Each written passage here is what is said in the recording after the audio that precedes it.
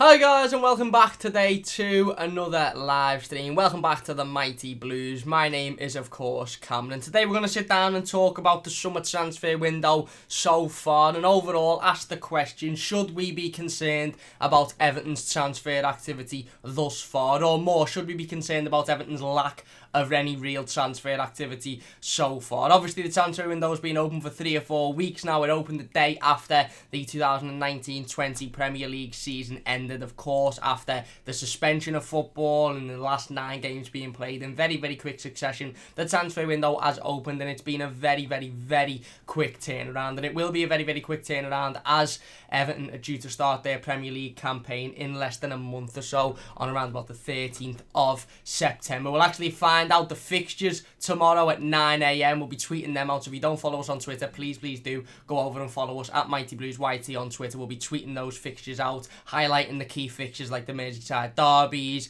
first game of the season, last game of the season, first home game, etc. We are going to do a video at some point within the next couple of days or so, actually sitting down and talking about the return of fans to football stadiums and why, the fans are likely to return in small sort of brackets rather than everybody in the stadium at once, and we're going to sit down and talk about that and whether we think that's a good idea or not. But that'll be coming in the next couple of days. Today we're here to talk about the transfer window and not any real specific players. We're not going to sit here and go over any rumours. We're not going to sit here and delve too deep into any specific players. I just want to talk about Everton's transfer activity so far this summer, because of course it's been around about 3 or 4 weeks since the transfer window initially opened. We know the transfer window will run until around about the 13th of October, which is nearly enough exactly a month after the first game of the Premier League season. So whereas the last few seasons, so the transfer window was actually closed before the start of the Premier League season to stop any sides, looking at players that have played the first 3 or 4 games of the Premier League season for one club and then going out and buying them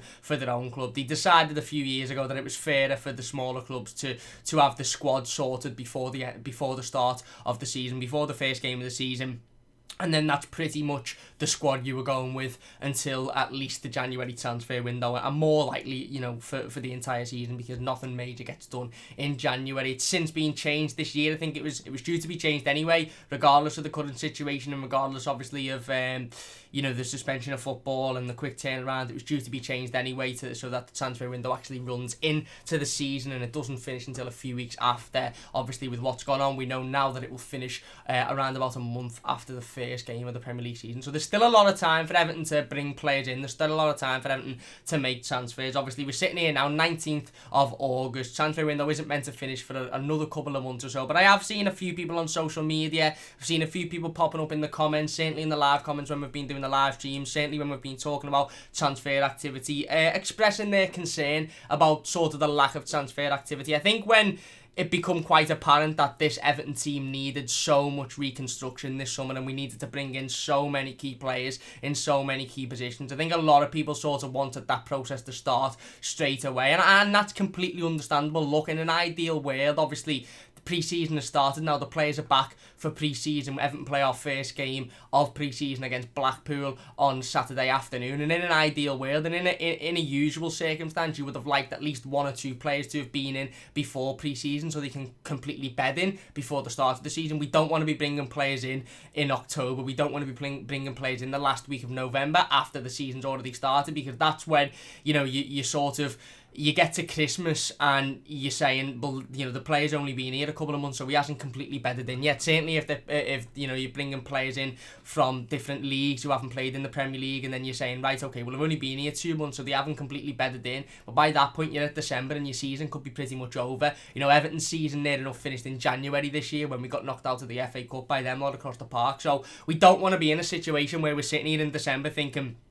we've brought these players in too late because they come in sort of the last week of the transfer window in October and they haven't had enough time to bed in, and consequently this season's pretty much a write-off. We want to be getting them in near enough straight away. Now usually that would be before the start of pre-season, or at least for the first week of pre-season. Of course, you do have to look at it and think, right, okay, there's been a very quick turnaround. It's only been 3 or 4 weeks or so since the end of the Premier League season, and we're already banging in pre-season, and play our first game this weekend against Blackpool on Saturday. So I understand the questions and I understand the worries, and like I said, I think a lot of people, when the season ended, pretty much expected us to go straight away. And I'm not saying that Everton didn't go straight away. I'm not saying that Everton didn't put pen to paper as soon as that final game of the season had finished and gone, right, okay, this is what we need, this is who we need to target, let's go for them. Because it was quite evident, like you said, after the last 9 games, that centre midfield was a position that we desperately needed to strengthen in. Wing was a position that we, out wide, wingers were positions that we definitely needed to strengthen in, full-backs as well. Obviously, after Leighton Baines announced his retirement after the Bournemouth game, it became quite apparent that we were going to need to bring in a left-back and a right-back. Some people would argue goalkeeper, centre-half, etc. It became quite apparent that we needed to sign an awful lot of players, or certainly we needed to bring in at least 3 or 4 players in those key positions to strengthen our squad if we're going to get anywhere near fighting for a European place next season, or anywhere near an half-decent season. Let's be honest, we're going to need to bring in 4 or 5 players. And of course, we're sitting here 4 weeks into the transfer window, and there's been no real sort of reliable rumours, or no real reputable sort of rumours where you look at and you think, yeah, okay, I can see that happening, I can actually see that coming to fruition. 24 hours ago, obviously, we spoke on the Talking Rubbish Transfer Show on Monday about the fact that Fabrizio Romano and Damasio had come out and said that Everton had interested in Allen and Decore and a couple of other players, and that was the first sort of source that you looked at and you thought, right, okay, I can believe this, I can get behind this, I can understand why Everton are going for these players. And these are coming from sources that know the stuff, and that usually are spot on with what they're saying, not from Italian newspapers or French publications or some fella sitting in his Mars box room down the road who's decided to make a fake journalism account on a Friday because he was bored. These are coming from actual reputable sources and respected sources across the world of football in regards to transfer rumours. I actually thought it was quite I don't know whether it's ironic or whether it's a consequence, whether it's a coincidence, but obviously these sort of rumours, the rumours about Allen, the rumours about Decore, obviously we've since seen over the last 24 hours or so some solid rumours about Everton offering Decore a 4-year contract, the player actually accepting personal terms already, and it just now being about Watford and how much they want for him, and they may want 25 million for start, excluding add-ons, and Everton might be willing to bid that, but we're starting to see some real movement now, and movement that you can look at and you can think, right, okay, I believe that. Whereas prior to this week, other than the Højbjerg situation, which was pretty much slammed straight away, there wasn't anything really that you looked at and you went, I can actually believe that, that's going to happen. I can actually believe that would bring that player in. And I know we all got excited about your James Rodriguez's and your Thiago Silva's and your various other players that we've been linked with over the last sort of 3 or 4 months or so. I mean, I think we've been linked with over 150 players, which is absolutely ridiculous. But let's be perfectly honest, 99.9% of those rumours were complete and utter bollocks, and we all knew that deep down. We spoke about them because there was fuck all else to speak about, and Everton were dreadful after the return of football. But realistically, there was no real chance that most of those players would come in. And like I said, I don't know if it's a coincidence or it's a little bit ironic, but the solid transfer rumours seem to be coming in after Everton have made the decision on Gabriel. We're seeing a lot of journalists now saying that Everton have decided to walk away from the Gabriel situation, that Everton have decided to just say, you know what, it's very, very clear that we're not getting anywhere with it and we're wasting a lot of time on it, so we'll just walk away and you can do what you want, whether it be Arsenal, Man United, Napoli.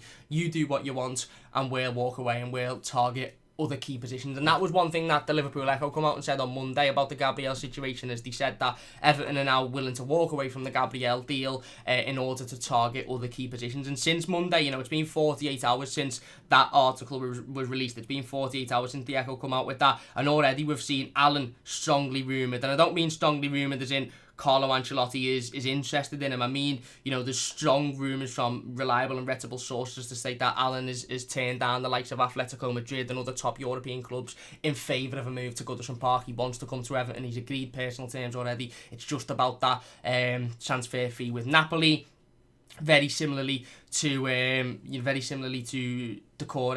At Watford, there's a lot of strong rumours to state that he really, really wants to come to Everton Football Club, and that deal shouldn't be too hard to get over the line. So now that we've sort of walked away from one deal for a player that didn't really look massively interested, there's more, the solid rumours are starting to come in about the other players that are obviously in more of a key position. Listen, I'm happy that we walked away from the Gabriel situation. If you'd have said to me at the end of it, Gabriel's an Everton player, then you could probably make a case that it was all worth it. But there's no guarantee that that's going to happen. And if I'm being completely honest, I don't think there was much guarantee past the lockdown and past the point of where Manchester United and Arsenal became interested and Napoli. I don't think there was any sort of chance that Everton were going to, get his signature at the end of this whole saga. And it was just wasting time, it was wasting energy, and it was wasting resources. And ultimately, Everton have knocked that on the head now and said, no, you know what, we'll walk away from that. And since then, we seem to have stepped it up on the targets like Allen, the targets like Decore, and there's a lot of sources that state that we'll make both of those signings. So I understand the concern.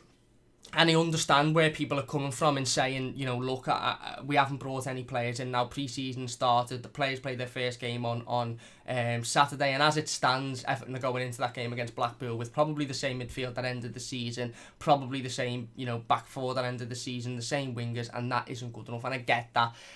Like I said, in an ideal situation, we'd have had a longer pre-season, there'd been, more resources in regards to money, there'd have been more time. Obviously, you have to take everything into consideration, and I don't want to sit on the fence here, but you do have to take the pandemic into consideration. You do have to take the fact that Everton have, only recently had their money from the Premier League, and obviously we haven't had the ticket sales and the people coming through the doors and the purchases of Goodison Park. A large chunk of Everton's income has been taken away because of what's gone on in the world currently, and you have to filter all of that into this situation. Look, ideally Everton had gone out 2 days after the Premier League had finished and gone bang, 45 million. Allen comes in and he'd have been there within the week, and he'd have been modelling the home kit, 2 weeks, the away kit 3 weeks after the season had finished. But we're not in that situation at the moment. One thing that got to me and annoyed me slightly a little bit was obviously the rumours that Everton had delayed the transfer meeting.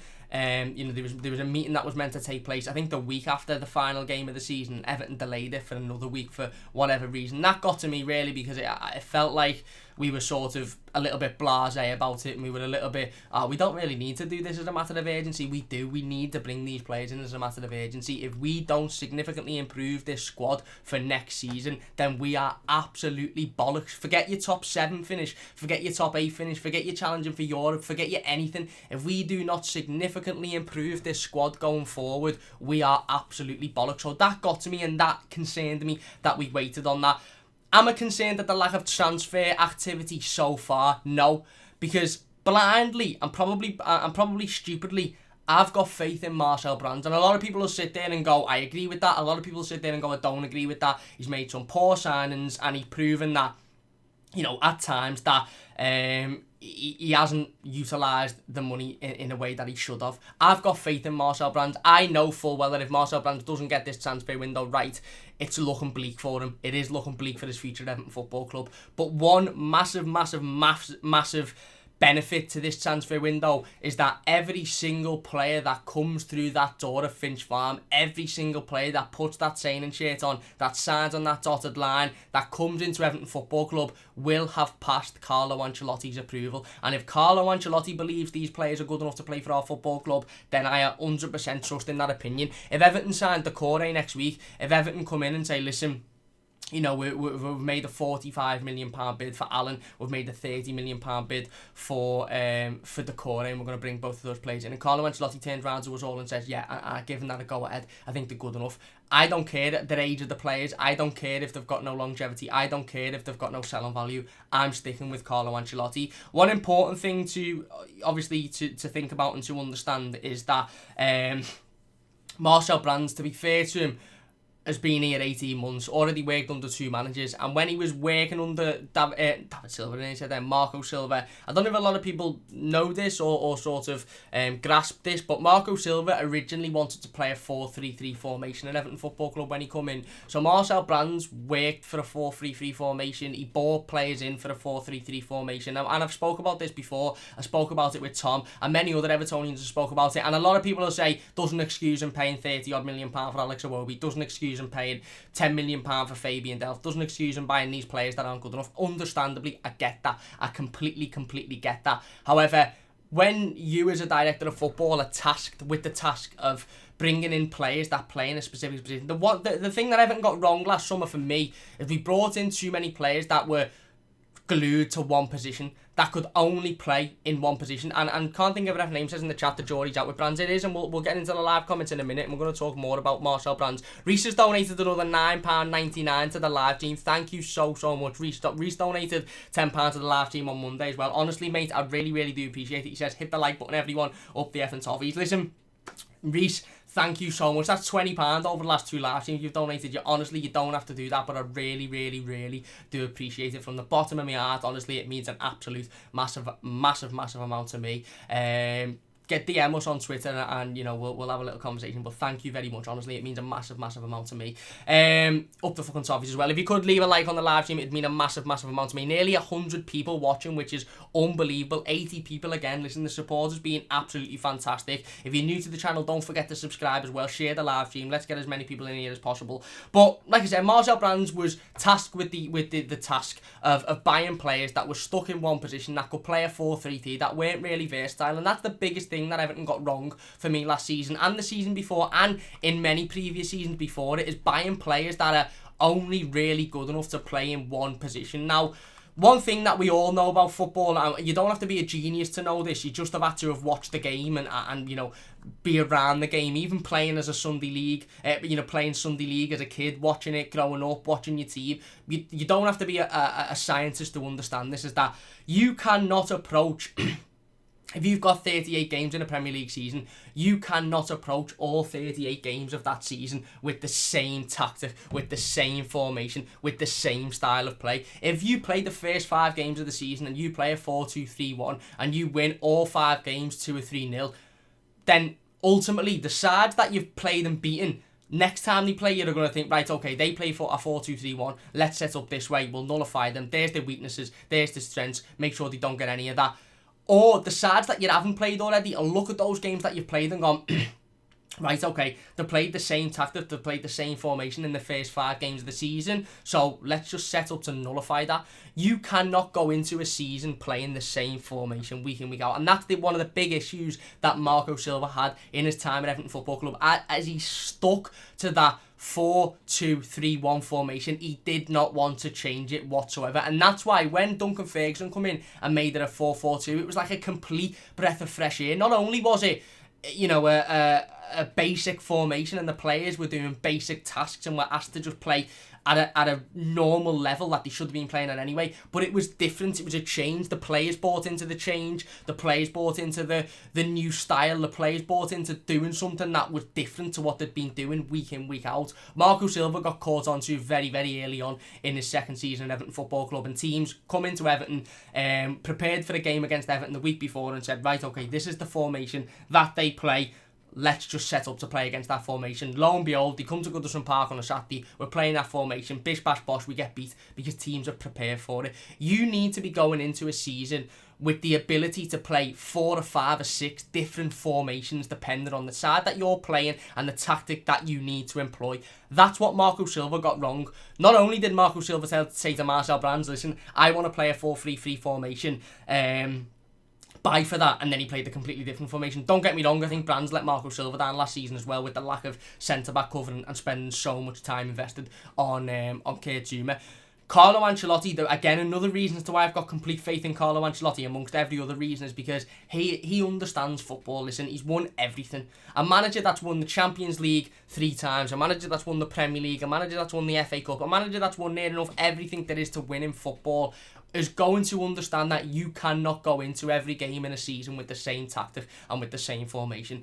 And because of that, you need players that are versatile. You need players that are going to be able to play centre midfield, centre defensive midfield, CDM. You need, wingers that are going to be able to play on the wing, in the 10, up front. You need strikers that are going to be able to drop back, that are going to be able to play in various different formations and various different styles. Not Alex Iwobi, who is fucking brilliant in the 10, but cannot play any other position. Is half decent on the right wing or the left wing, but everywhere else he's not good enough. You need players that you can turn to one week and go, you're playing CDM this week, and they go sound, and the next week you're playing a little bit further forward, you're playing in the centre midfield role, the next week you're going to play centre half this week. You need players that are versatile, you need players that are comfortable moving around in different positions and playing in different styles, because again, We seen it towards the back end of the season. We seen it in the last 9 games of the season. We were playing the 4-4-2 formation. We started off well. You know, we beat Norwich, we beat Leicester.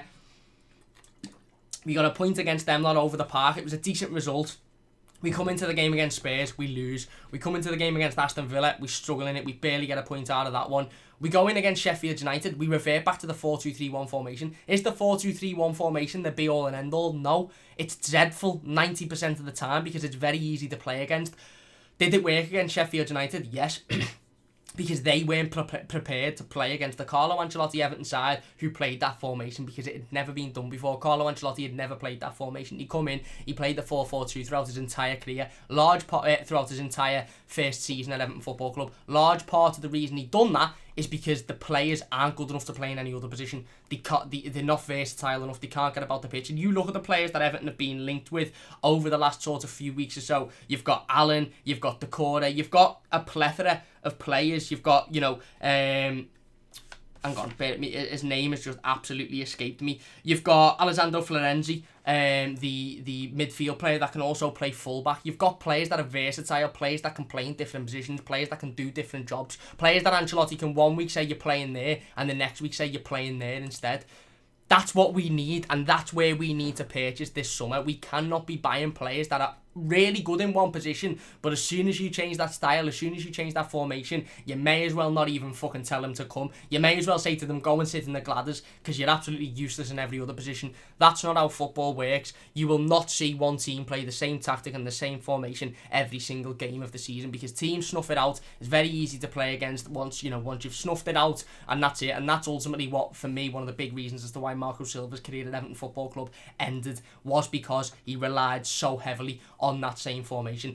Jason Drury has donated £4.99 to the live team. Thank you very much, Jason. Really, really do appreciate it. Honest, it means an absolute massive amount to me. He didn't leave a message. If you do want to donate, I don't ask for donations, but if you do want to donate, it's the little $ in the bottom corner by the chat. If you do leave a message, it'll definitely be getting read out. But thank you very much, Jason. Honestly, really, really appreciate it. The background for today's live stream as well was made by Merseyside Edits on Twitter. Go and follow him. It's got the new kits on, of course. As you can see, Anthony Gordon, Dominic Calvert-Lewin styling them there. So that's one point I wanted to make about this coming transfer window, was that I've got a lot of faith in Carlo Ancelotti, and that faith does trickle over to Marcel Brands because they're working directly together.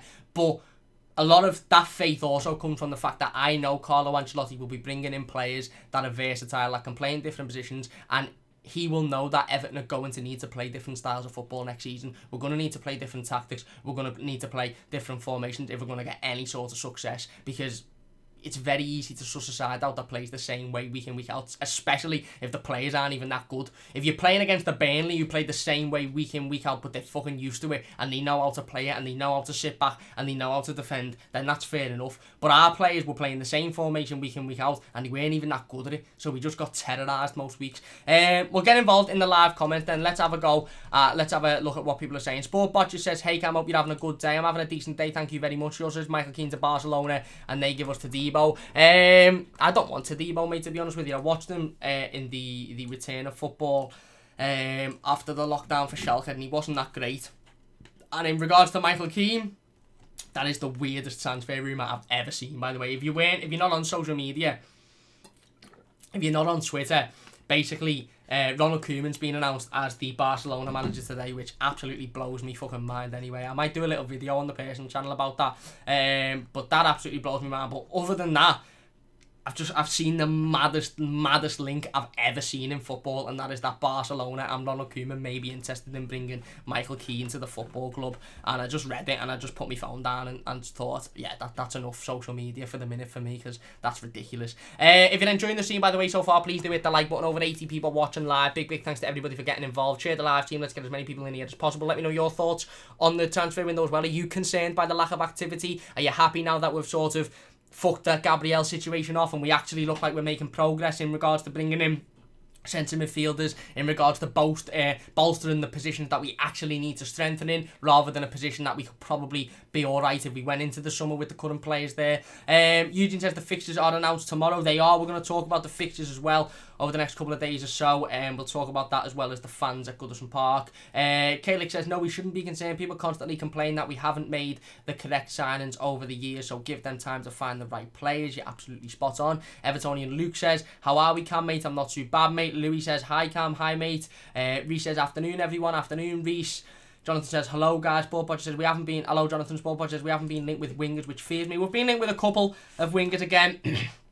It does seem to be just paper talk at the moment, but again, I dare say that once we've got those midfield signings in, whether it be Allen, whether it be Decore, whether it be both players, whether it be somebody else, once we've got those midfield players in, I do think that we'll start to be linked with wingers, because that's probably the next priority position in my opinion. James says, hi Cam, hope you're well. Bit too quiet, I must say, lad, not good.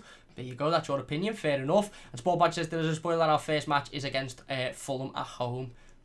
We'll have to wait and see. Luke then says, we're all being bullied out of transfers whenever we get linked with a player. We see other maybe bigger teams get linked with them. Then we get scared, hear nothing for a while. So I want to talk about the situation that I think you're referring to here, and that is the Gabriel situation. And it's quite apparent that, from the outside looking in, it looks like that Everton had bid for Gabriel. They'd had a gentleman's agreement for the player. Ultimately, everything had gone on with the world, and I don't want to talk too much about him because we've spoke so much about him over the last couple of days or so, but I want to talk about why this could be a positive, that we've actually decided to knock the Gabriel situation on the head. Everton had had a gentleman's agreement with him, agreed some form of fee with Lille for the player, agreed some form of contract with the player to come into the football club, and then obviously everything went on with the suspension of football and lockdown. Everton come back to the table, decided that the fee that they originally bid wasn't warranted, probably because we'd looked at the last 9 games of the season and gone, hang on, we need a midfielder as a matter of desperate need here, and maybe a centre-back isn't quite a priority. And on top of that, because let's be perfectly honest, the transfer funds that Everton thought they were going to have in February weren't quite what they've got now, because of the lack of sales in regards to fans coming into the game, because obviously there's no fans at the stadium, the lack of sales on a match day, the lack of money confirmation from the Premier League because of those sales and stuff like that. There's a lot of complications behind why Everton won't have as much money as they originally thought they would have had in February, or certainly wouldn't have had as much money in May, in sort of in July, August, when the Premier League season was back underway and those discussions for Gabriel continued. So Everton put that to the plate for Lille. Lille are in desperate need of bringing in money because they're in a little bit of a sticky situation with financial fair play at the moment, hence why they've just sold Osimhen to Napoli. Pardon me. They're in desperate need of bringing in money. They're in desperate need of selling players, because I think they've been given a demand by financial fair play is to state basically that they need to show less than a £30 million profit over 3 years. Less than a £30 million loss over 3 years, or they're basically in deep shit. So Lille need to sell, and Lille need to get as much money as they possibly can out of any player that they are selling. And Everton obviously come back to the table and went, whatever we've bid initially, 30 million, 25 million, whatever it is, we don't want to pay that anymore. We want to drop it to 10 million less, 5 million less. And Lille have then gone, well, actually, we need the money for this player. If we're going to sell him, we need as much money as possible, because we're in a bit of shit with financial fair play. He's one of our better players, so why would we sell him to you when we can get an extra 10 or 15 million from a Napoli or an Arsenal or somebody else that's willing to pay it, somebody else that's, maybe furloughed their staff so has got a little bit more money to play with. Everton didn't do that because Everton have actually got models. So that all happened, and obviously that's the way I see it. That's how the situation's gone. Lille have flirted about to other football clubs. His agents have flirted about to other football clubs regarding the player, and then Everton have been in this sticky situation where we've tried to keep up with it. We've done weeks and weeks and weeks of negotiations and back and forths, and will the player come to Everton, and won't the player come to Everton, and does he want to come to Everton? And we had an agreement in February. There's not much to the Gabriel situation. It's being made out that there's a lot to it. There's not much to it whatsoever. We had an informal, probably verbal agreement to bring Gabriel to Everton Football Club in February. That agreement was on the basis that football continued as it was. Fans were in stadiums every week, as they usually would be. The transfer window would open in May when the Premier League season ended. Everton would bring him in. Everton would have no real issues with money, and then would move on. Obviously, a worldwide global pandemic hit. That wasn't the case. There was money issues. the Premier League season come and went pretty quickly. Obviously, the transfer window opened pretty quickly. The turn around from last season to next season is quite quick. There was loads of complications. Everton then decided that, listen, we're not willing to pay that amount of money that we originally said because we've got other positions that we need to bolster in. Again, I think a big part of that was Everton looking at the last 9 games of the season and Carlo Ancelotti and Marcel Brands looking at the last 9 games of the season and thinking, right, okay, we can't really pay 35 million for Gabriel because we need to pay 40 million for a centre midfielder. We possibly need to pay another 25 million for another centre midfielder. We need a winger as a matter of urgency as well. We can't really go out, certainly with how well Mason Holgate's played in the remaining 9 games of the season and sort of from December onwards, and the introduction of Jarrett Branthwaite and how he's looked solid. We need to prioritise where we put our money. Lille weren't happy with that. They wanted as much money as possible because they're selling one of their better players and they're in deep shit with financial fair play. Everton weren't happy to step it up and match it. So ultimately, probably 2 weeks too late, we've walked away from the situation and we're prioritising other players in other positions and probably prioritising other centre-backs as well.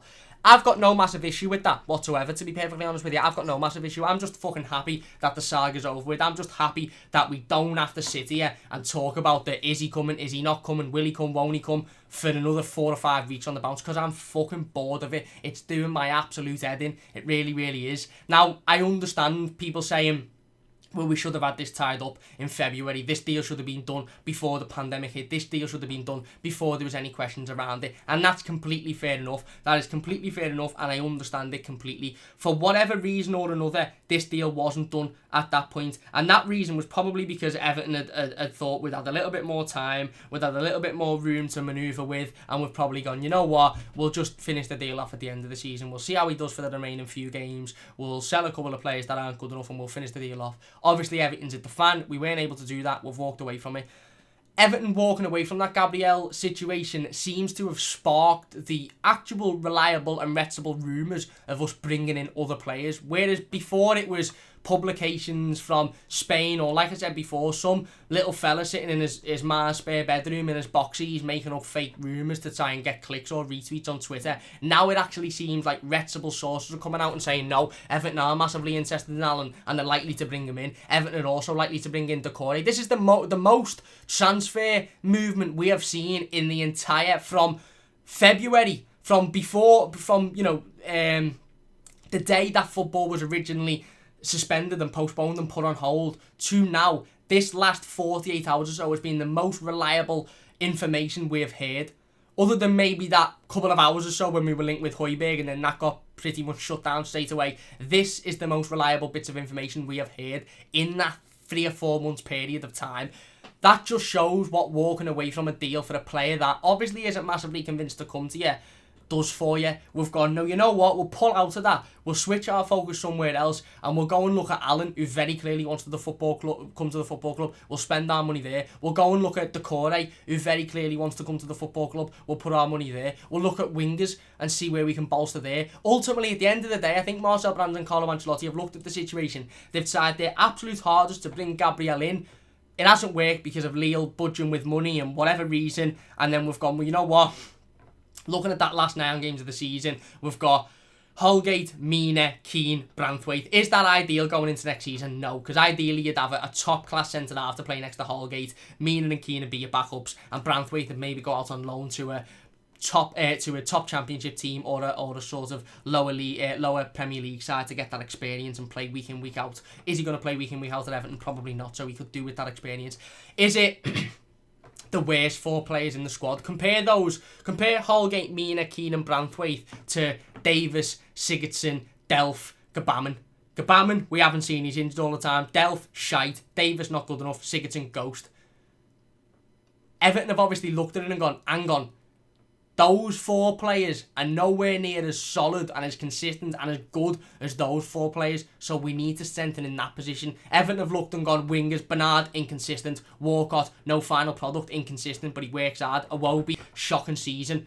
Hang on, we probably need to bring a winger in as a matter of urgency as well, over centre-back. Okay, let's look at the rest of the defence. Full-backs, Seamus Coleman, is he going to play the full season? Is John Joe Kenny good enough? Probably need to bring in a right-back as well. Sidibe's gone back. Left-back, oh shit, Leighton Baines is retired. Is Nkunku going to be ready? Maybe, maybe not. Probably need to bring in a left-back as well.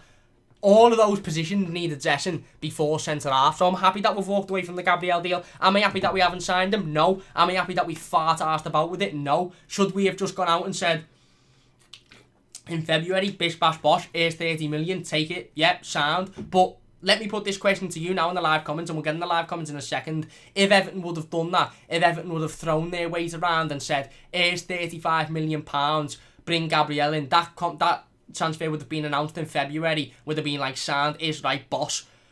Would you have been happy for Everton to then come out in the summer and go, well, we didn't actually think that the midfield would be as shit as it was in that last 9 games of the season, and we've just paid £40 million for that centre-half, so unfortunately we can't strengthen in the midfield? Or would you say, well, hang on, why are we looking at the defence firstly when the defence isn't tragic? The midfield is tragic. We should be looking there. So we have to think of it as a positive. Is it annoying? Yes. Is the lack of transfer activity annoying? Yes. Do I think that in the next couple of weeks there'll be new players at Everton Football Club? Yes, I honestly do. And I haven't said that before because I've honestly not believed it, and I've honestly not been confident in saying that. But I think that Everton could have 2 new arrivals within the next 2 weeks or so. I honestly do. And like I said, you can go through all of the live streams, you can go through all of the transfer videos, you can go through all of the Talking Rubbish transfer shows that we've done live. I don't think I've said, since the return of football, since the lockdown, I don't think I've said once that I'm confident that Everton will bring in a player within the next couple of weeks or so. I am confident that whether it be Allen, whether it be Decore, whether it be both, whether it be somebody else, I am confident that Everton will make a signing within the next couple of weeks or so. And if we can bring those players in within the next couple of weeks or so, give them a decent enough pre-season and bring them in before the start of the Premier League season, then I think we have to accept that considering what's currently going on in the world. Anyway, we're getting to the live comments, and then I do want to go on to talking about a little bit more about the transfer window and why we just need to calm down a little bit about it. Jason Drury has donated another £4.99 to the live stream. Thank you so much, Jason. Honestly, it means an absolute massive amount to me. He says, it didn't allow me to send a message. Oh, here's another. I'm a housebound supporter and Bristol supported Everton for 40 years. I'm not too sure why it didn't allow you to send a message. Hopefully you don't mind donating another £4.99 to the live stream. Hopefully that's completely fine with you. If not, get in touch with me and we'll sort out a refund if you know, if you want. But thank you very much. Honestly, it means a massive amount to me. I really do appreciate it. 40 years an Evertonian. Again, real Evertonian there in the live comments in Jason. Seen it all, seen the good times, seen the bad times. It'd be interesting to hear what you think on the current transfer situation, Jason. You can put a comment in without donating, don't worry. Throw it in there and we'll have a little conversation about it. James says, if it's Fulham away, we will walk all over them. Well, we didn't last season, did we? Or season before. 9 Matchroom Slayer says, all be left till last minute like normal. Well, you know, again, Everton notoriously don't get deals done in the summer, but it all depends. A big reason as to why I'm not worried, and we're going to talk about it in a second, I don't want to talk too much about it. A big reason as to why I'm not worried is because the transfer window has not finished. I will be concerned about the transfer window or the lack of activity or the fact that we've left it late if we're sitting here on the 13th of October, or more than enough, if we're sitting here on the 13th of September when the Premier League starts and we've not bolstered massively, we've not brought in any real quality players and we've not strengthened, that's when I'll start having a go at Brands and Ancelotti. That's when I'll start to get a little bit pissed off. But before then, I'm confident and I have got a lot of faith and a lot of trust in Carlo Ancelotti and Marcel Brands, and the latter you might say is silly to do so, but I have, and that's just my opinion. Sombrero says, I'm not concerned. Me neither, mate. Sonny says, Allen and Decore are nearly done deals. If that's to be believed, of course, then yeah, like I said, I think, again, I don't know any inside information. I don't know any more than you know. I don't know any more than anybody else knows. But I just have this gut feeling and this confidence that I haven't had with Everton for fucking years that we will be bringing players in within the next couple of weeks or so. Luke says Watford reject their bid for Decore apparently, but I hope we put in another bid soon. I think we will.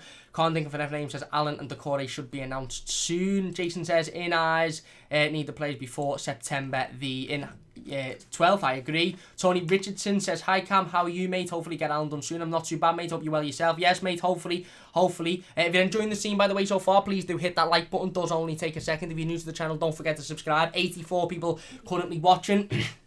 If you could share the live stream, it would mean a great deal to me. Honestly, it would mean a massive amount to me. James says, hope we don't sell Michael Keane. I know there's rumours, but for me, I'd keep him. The rumours are a complete and utter bollocks, I think, mate. The fact that the rumours are linking him with a move to Barcelona says it all, doesn't it? I don't think we'll sell him. And if we do sell him, it won't be to Barcelona. Can't think of anyone. Says Chelsea are getting big done big deals done, but why aren't we? Probably because Chelsea have manoeuvred their money in various different ways. They've probably furloughed their staff. They've probably put money in different accounts left, right and centre. I don't know why we aren't. Honestly, I can't say why we aren't and why other teams are. But again, there's various other sides that'll be in the same position as Everton Football Club and who won't have made signings so far this season. Reece says they want 25 million up front. They do. Somberio numero uno says, so would you sign Keane to a contract extension? Reece says Koeman wants Keane. He does. Fast Finishes says, don't worry about betting in Cam. The names touted are alarming. Do you think? Are you alarmed by Decore? Would you not bring him in? Personally, for me, I think he improved Everton. Now look, the stats aren't unbelievable and he's coming in from a relegated side, but ultimately, it's Isagana Gay coming from a relegated side, and look at how well he done for Everton Football Club. Ultimately, Richarlison come in after having a really, really bad second half of the season. He's our best player by a country mile and an absolute world-class talent. So I'm not too alarmed by that. He's a player that Everton have wanted for 12 months or so. I know that. So I think it will be a decent signing. Alan, I think it'd be a really good signing as well. James says, not too bothered about the Watford player. Just want Alan to come in now. Fair enough. Reece says, I personally have to call over Alan. Sonny says, I reckon we'll have Alan for the Blackburn game. I hope so, mate. Sport says in the next 48 hours Alan will become an Everton player. I hope so. Can't think of enough names. Is this unrealistic? Pickford, Florenzi, Holgate, Mina, Dean, Ritchie, Alan, Decore, Lozano, Keane and DCL. Not at all, mate. Not at all. Mitchell says it's getting embarrassing, to be honest. Is Decore going to stop Everton from finishing the bottom half again? Everton need goals and DCL won't cut no one. Not saying he's crap, but he couldn't lace Rom's boots. Well, he couldn't, but Rom's an out-and-out striker, one of the best strikers that you'll ever see in the Premier League, one of the best strikers that you'll ever see in an Everton shirt. And Dominic Calvert-Lewin isn't at that level yet. We know that. We know Dominic Calvert-Lewin isn't at that level. Does it mean that he's not good enough? Does it mean that he will never get to that level? I don't know. I think he's good enough. I don't know whether he'll ever get to that level. But I really, just in my opinion, I really don't think strikers are a necessity at the moment. I don't. James says Brooks up for 40 million if we could pay that. Should we? I like the lad. I like him as well. Don't know whether that £40 million like him, but I do like him. Can't think of anyone who says if you could only sign one of Alan or Decore, would you buy? Probably Alan, mate. Sombiero says can't think of an effing name. Yes, Richarlison is a centre forward in the club's eyes now. He does seem to be a centre forward. You're right. Sportpod says, and did Koeman actually play DCL at right wing back? Did. Can't think of anyone says getting rid of players like Davis, Keane, Sigurdsson, Walcott and Delph is as big as buying players. I agree. And Luke says Brooks not worth 40 million. He's decent and young, but he had a big ankle injury. We can't know if he'll be decent after. Spot on. Anyway, like I said, back to the discussion then. Should we be concerned about Everton's transfer activity or lack of transfer activity? Am I concerned about Everton's lack of transfer activity? No, I'm not. And that is because I've got a lot of faith in the manager and I've got a lot of faith in the director of football. More so the manager because I know that we're going to sign players this summer and I know that the players that are going to be coming in will have gone through Carlo Ancelotti and will have had the pass from Carlo Ancelotti, and that is good enough for me. Look, this is a Champions League winning manager. This is a manager that's won the Premier League. This is a manager that is one of the best managers in world football. Will he bring players in that aren't versatile? No. Will he bring players in that aren't going to improve us? No. Will he bring players in that are going to waltz around the pitch and not look interested? No. Now, again, I think the concern comes from the fact that some of the players that Marcel Brands has brought in over the last 18 months or so haven't worked. Your likes of your Alex Iwobi so far, your likes of your Fabian Delph. But when you think about it, Alex Iwobi was a mad one. I'm not going to sit here and pretend that I wanted him at Everton massively and I was dead happy with him coming in. I wasn't. I had my reservations. Delph made sense. £8 million, Premier League winner. The expectation was that he was going to come in with an half-decent attitude, be a leader for the younger players, bring the team forward, actually show a little bit of passion. He hasn't. He's failed. He's come for the last payday and he needs fucking off straight away. That's failed. Not too much of an issue on that one. One thing I've also seen recently on social media regarding Evertonians is this whole situation regarding the age of players that we're being linked with. If you're enjoying, by the way, please do hit the like button. Obviously, Decore, late 20s, Alan 29, nearly getting into his 30s. We've been linked with Alessandro Florenzi as well, who I believe is 29 years old. And we've been linked with a few players that don't suit the Marcel Brands style, if you like, that aren't 19, 20, 21, 22, that aren't starting their career, that aren't players with a lot of potential. We're being linked with players that have got experience, have got quality, don't get me wrong, but have got experience and have probably not got much sell-on value. I put out a tweet earlier on and I honestly, I believe this tweet and I'm going to read it out so I don't butcher it. But I think it's massively important that Everton bring in a mix of both this summer, and that is youth and experience, and not just this summer but overall as well. So I put out a tweet that says, as important as it is to bring players in for the future, Everton absolutely need to bring players in that will have an instant impact. In order for young players to thrive, they need real quality and leaders around them, and we don't have that at the moment. And for me, not to blow my own trumpet, but I honestly think that that's the case. I really do think that's the case. We've seen how the lack of leadership and the lack of quality around the squad really harmed Moise Keane's season last season. Whenever he come into the squad, whenever he was asked to start, other than a couple of games against Newcastle and Bournemouth, he struggled because he didn't have the players picking him up. He didn't have the players leading him last season.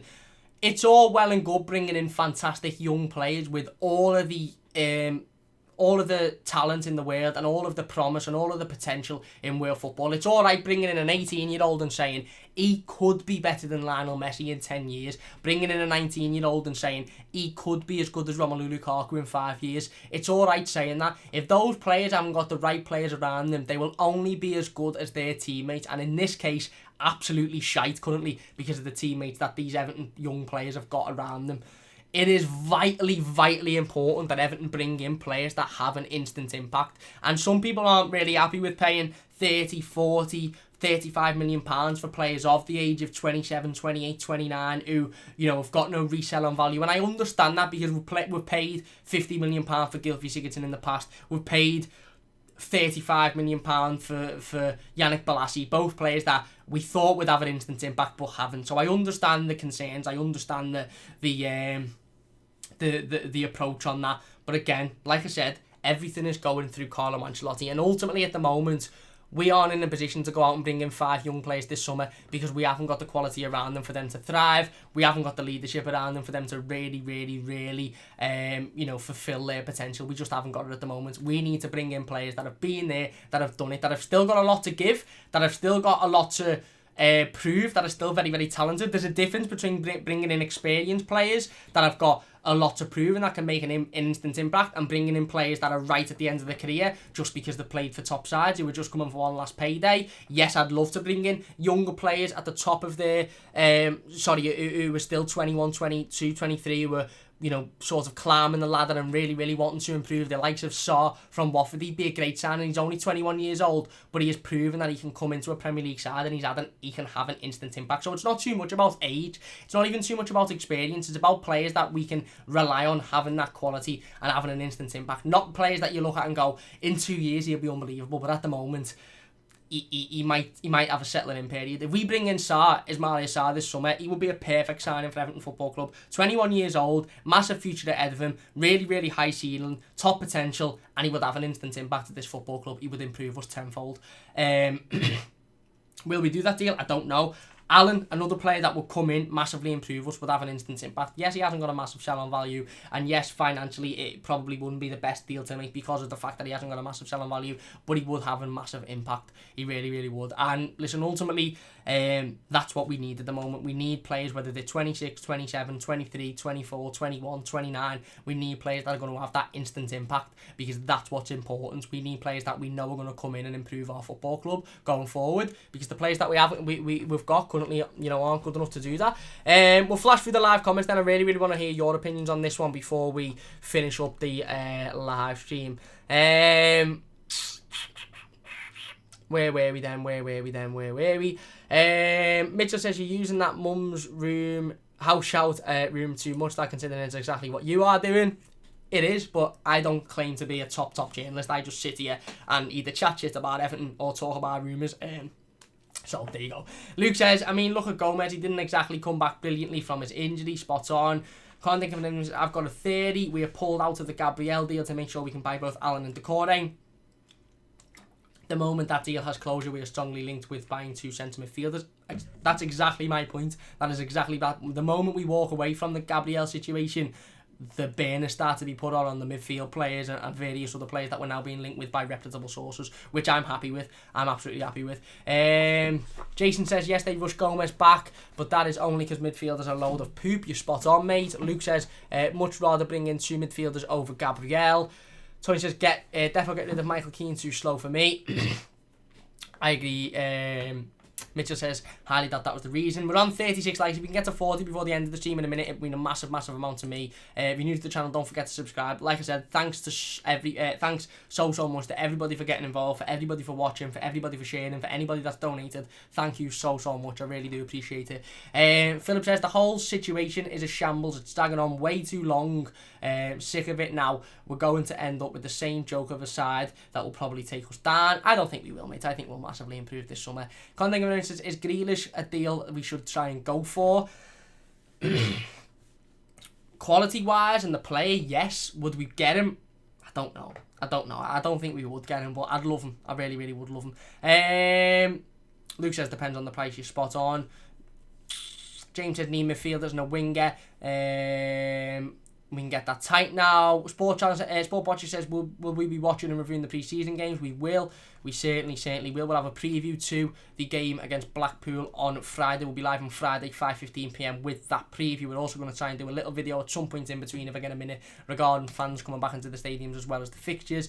Wayne says, Prem fixtures are out on Thursday. They are 9 o'clock tomorrow. Sombero numero uno says, the team took Schneiderlin off us. Surely there will be takers for players like Delph and Sigurdsson. Don't worry getting rid of them. I hope so, mate, but again, so far we don't know. That's another thing to not worry about, is that a lot of people have that I've seen on social media are coming into it with this whole view of, well, why haven't we sold Sigurdsson? Why haven't we sold Delph? Why haven't we sold Balassi? Why haven't we sold this player?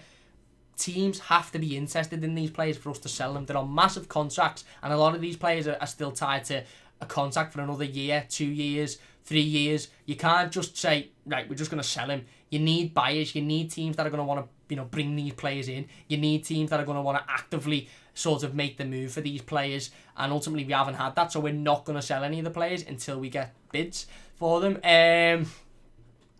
Jason says, Siggy has only really been a good at free kicks. Sombero says, should have signed Saul last summer. I remember seeing some Everton links to him. It would have been a fantastic signing. It really, really would. Daniel says, can't believe how much this lad sits on the fence. He might as well work for Everton and con the fans. Me? I don't sit on the fence, mate. I don't sit on the fence. I'm just not just part of the Marcel Brands has done a shit job, because for every poor signing Marcel Brands has brought in, look at Richarlison, Dean, Branthwaite, Gomez, who, whether you like him or not at the moment, is in the team week in, week out. I'm just not. And look who the manager that we've got. Look at the manager that we've brought in. Like I said, I'll sit here.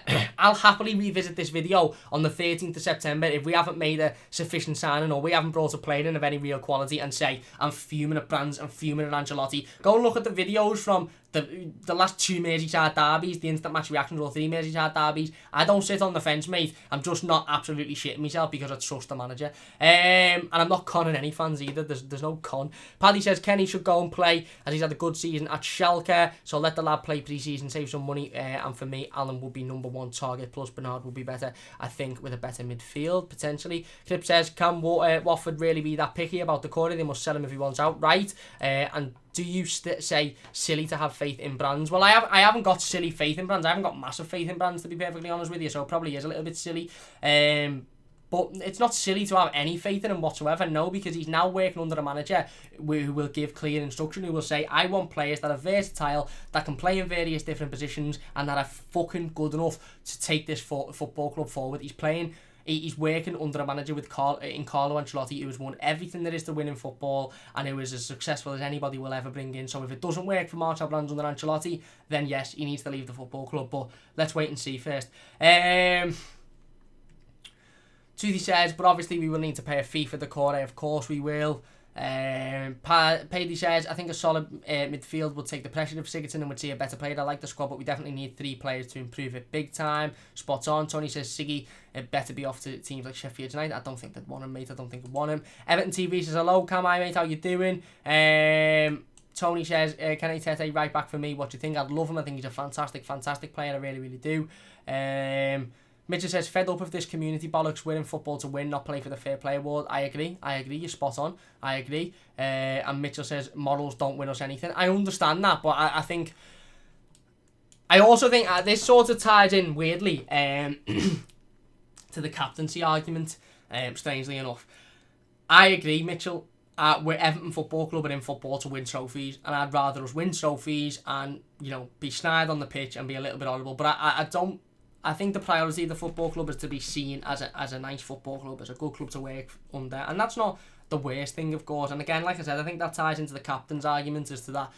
Is the captain of Everton is it more important for the captain of Everton Football Club now to be a good, a good role model, somebody you look up to, a good speaker, somebody that is like I said, a good role model and a good what's the word I'm looking for? A good representative of the football club? Is that more important than being a leader on the pitch, a snide player, a player that's going to lift players up? If you can have a player that does both of them, fantastic. But is it more important for your captain to be a little bit more commercial than it is for them to be a all-out horrible leader that drags players through games and that throws himself into tackles and that is in the face of referees? Has football changed, or is it just Everton? I don't know. And Paddy says Kabam is basically a new signing at 2. He's only played one or two games. Gomez is a good player, no doubt above it. A lot of players have that injury and never rush players back, but Gomez will be fine. Fair enough. Anyway, we're going to end it there. Big thanks to everybody for getting involved in the live comments. I've just realised we couldn't get through all of them. Loads and loads of live comments today, so big thanks to everybody for getting involved. I really do appreciate it. Listen, we'll be live again on Friday, 5:15 p.m. for another live stream. We're going to be doing a preview to the game against Blackpool. It'll be a nice little one. We'll talk about the Premier League fixtures on Friday as well. We'll talk about any other news and information that comes out. So we'll be live on Friday. I might try and have a video before it, but there's no guarantees. I do want to talk about the return of fans in football matches and how that may work, and I want to give my opinion on that one as well. Anyway, that's going to do it for today's live stream. If you have enjoyed, please do hit that like button. It does only take a second. If you're new to the channel, don't forget to subscribe. Once again, a massive thank you to everybody for getting involved in the live comments. I do apologise for not getting involved with as many comments as we would like today. There's been an absolute load, so thank you all so much. If you've enjoyed the stream, please do hit that like button. 80 people watching, so big thanks to everybody for getting involved. If you're new to the channel, don't forget to subscribe. It does only take a second. Follow us on Twitter at MightyBluesYT and Instagram MightyBluesEFC. We'll be back on Friday, like I said, 5:15. Eugene says see you about the toffees and see you on Friday. Thank you very much, Eugene. And Sportbotch says goodbye, mate. Thank you very much. If you've enjoyed, please do hit the like button. Big thanks to everybody for watching in the live comments. If you're new to the channel, don't forget to subscribe, like I mentioned. If you're watching as a YouTube video, leave your thoughts in the comment section down below and we'll be getting involved with as many of them as possible. Let me know your thoughts on Everton's current transfer activity. Are you worried? Are you stressed? Do you think that if you got complete faith in Brands and Ancelotti, are you a little bit blasé at the moment until, it gets close to the Premier League season, or are you absolutely furious that we haven't managed to make a signing? Let me know, of course, in the comments. Big thanks for watching. Toothy says up the motherfucking toffees, of course. Thank you all very much. Really appreciate it. Hit the like button if you have enjoyed. Subscribe if you're new, and we'll see you soon on the Mighty Blues.